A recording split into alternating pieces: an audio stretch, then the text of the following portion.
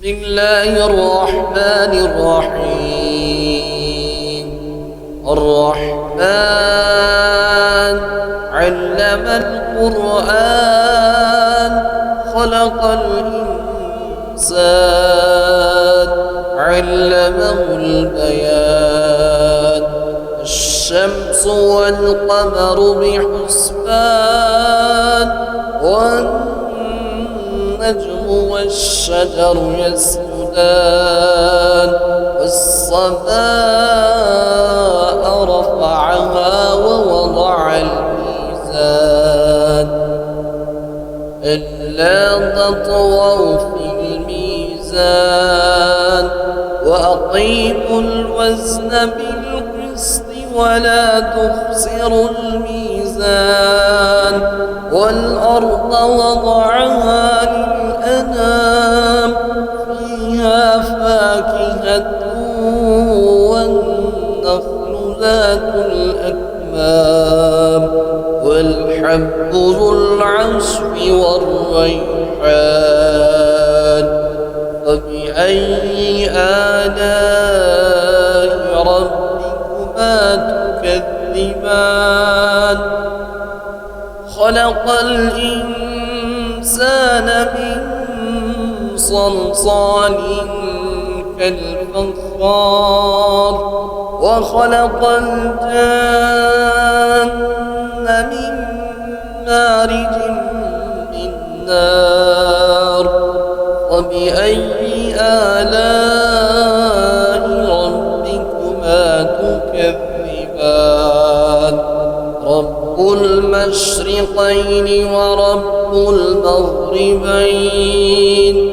وبأي آلاء ربكما تكذبان؟ مرج البحرين يلتقيان بينهما برزخ لا يبغيان.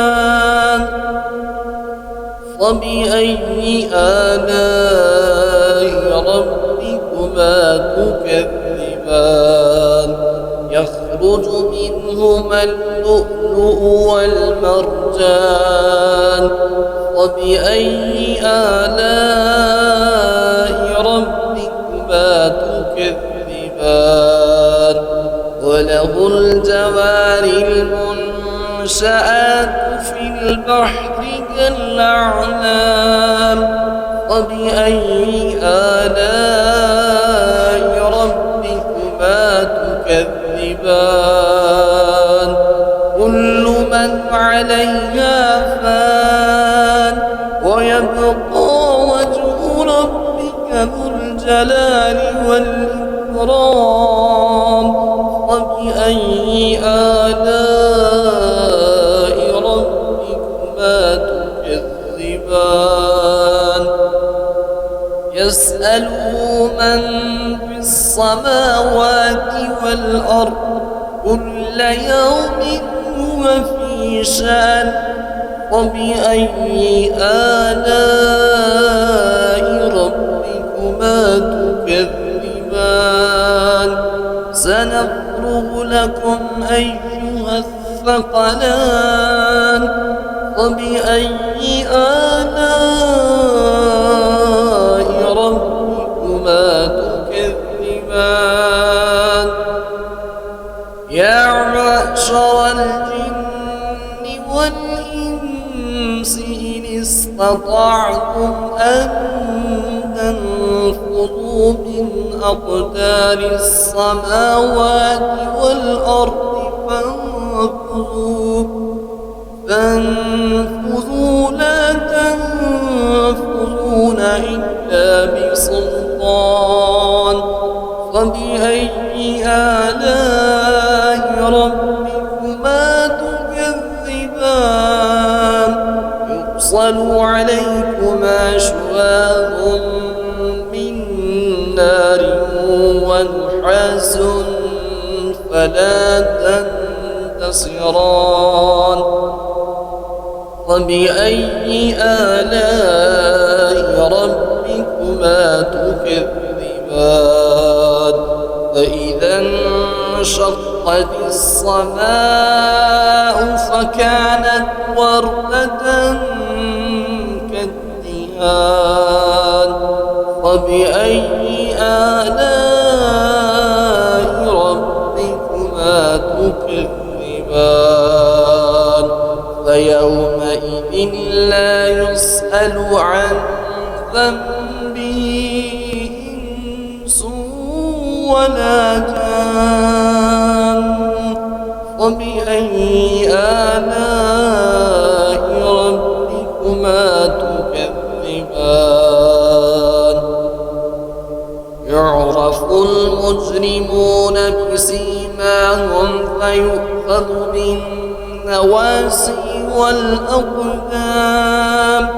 فبأي آلاء ربكما تكذبان هذه جهنم التي يكذب بها المجرمون يطوفون بينها وبين حميم آن فبأي آلاء ربكما تكذبان ولمن خاف مقام ربه جنتان فبأي آلاء ربكما تكذبان ذواتا أفنان فبأي آلاء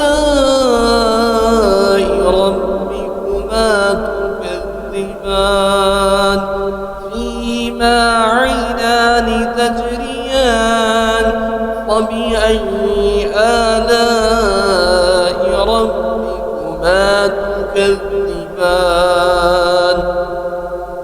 فيهما من كل فاكهة زوجان فبأي آلاء ربكما تكذبان متكئين على فروش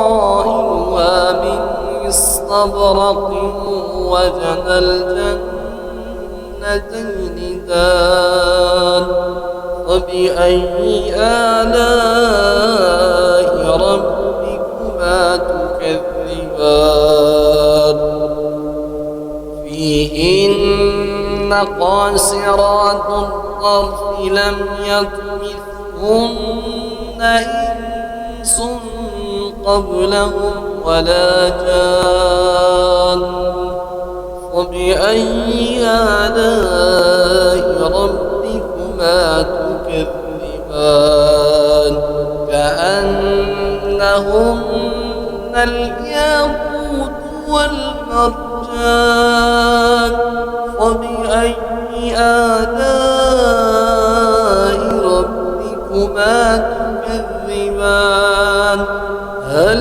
جزاء الإحسان إلا الإحسان فبأي آلاء ربكما تكذبان ومن دونهما جنتان فبأي آلاء ربكما تكذبان مدهامتان فبأي آلاء ربكما تكذبان فيهما عينان نضاختان فبأي آلاء ربكما تكذبان فيهما فاكهة ونخل ورمان